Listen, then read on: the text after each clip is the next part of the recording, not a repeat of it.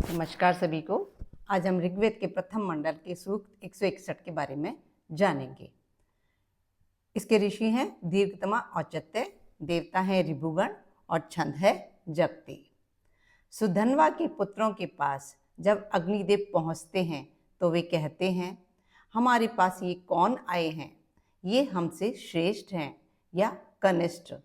पहचान लेने पर कहते हैं, हे भ्राता अग्निदेव, हम इस श्रेष्ठ कुल में उत्पन्न हविष्यान को दूषित न करें।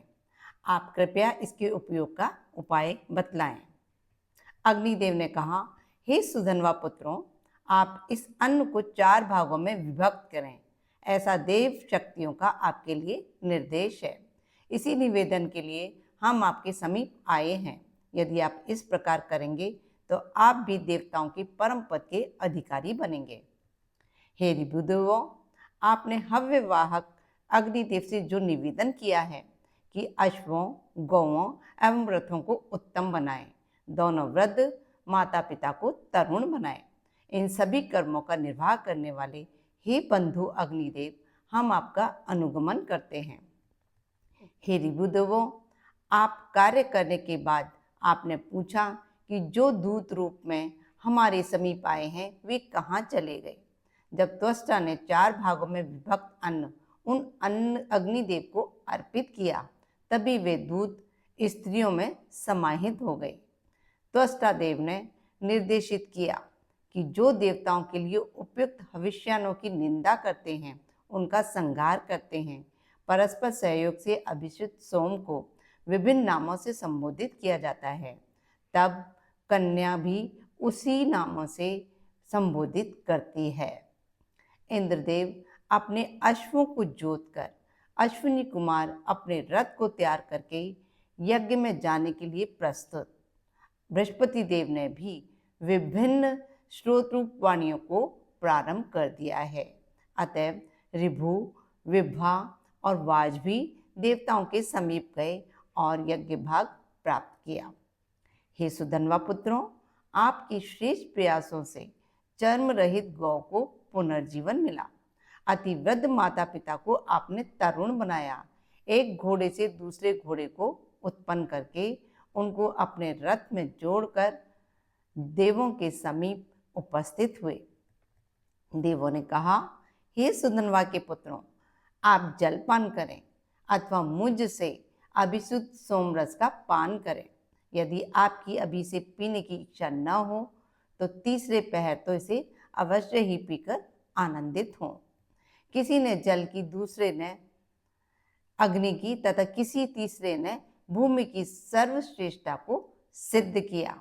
इस प्रकार से सभी ऋभुदेवों ने तीनों तत्वों की उपयोगिता को सत्यापित करते हुए ऐश्वर्यों का विभाजन किया।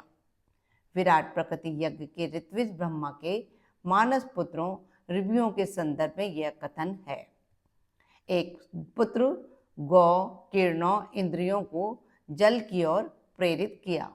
दूसरे ने उन्हें मांसादि, अंग, अवयव, फलों के गुर्द आदि के संवर्ध में नियोजित किया। तीसरे ने सूर्यास्त के समय उनके अवशेषों को हटा दिया। ऐसे पुत्रों वाले पिता और क्या अपेक्षा करें।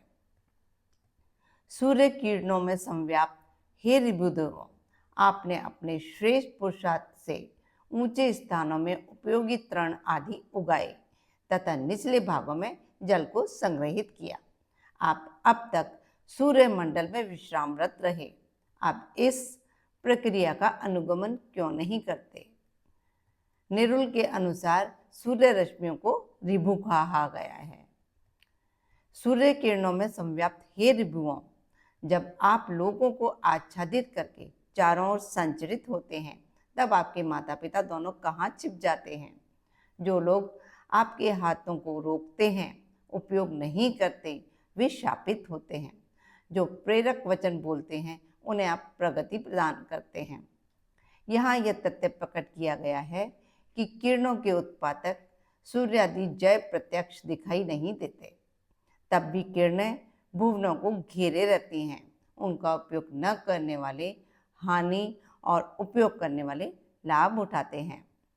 हे सूर्य किरणों, जागृत होने पर आपने सूर्य से पूछा कि हमें किसने सोते से जगाया। तब सूर्य ने वायु को जागृत करने वाला बताया। आपने संवत्सर बदल जाने पर विश्व को प्रकाशमान किया है। सूर्य के हर कोण से किरणें निकलती हैं। अपनी कक्षा में घूमती हुई पृथ्वी प्रत्येक क्षेत्र में पूरा एक वर्ष बीतने पर पहुंचती है। उस क्षेत्र की किरणें पृथ्वी को पूरे एक वर्ष बाद ही प्रकाशित करती हैं। हे शक्तिशाली रिभुओं, आपको पाने की कामना करते हुए मरुदगण देवलोक से चलते हैं। भूमि पर अग्निदेव और वायुदेव आकाश में चलते हैं तथा वरुण देव जल प्रवाहों के रूप में आपसे मिलते हैं। ये हुआ सूक्त 161। अब नेक्स्ट वीडियो में मिलते हैं हम सूक्त 162 के साथ। नमस्कार सभी को।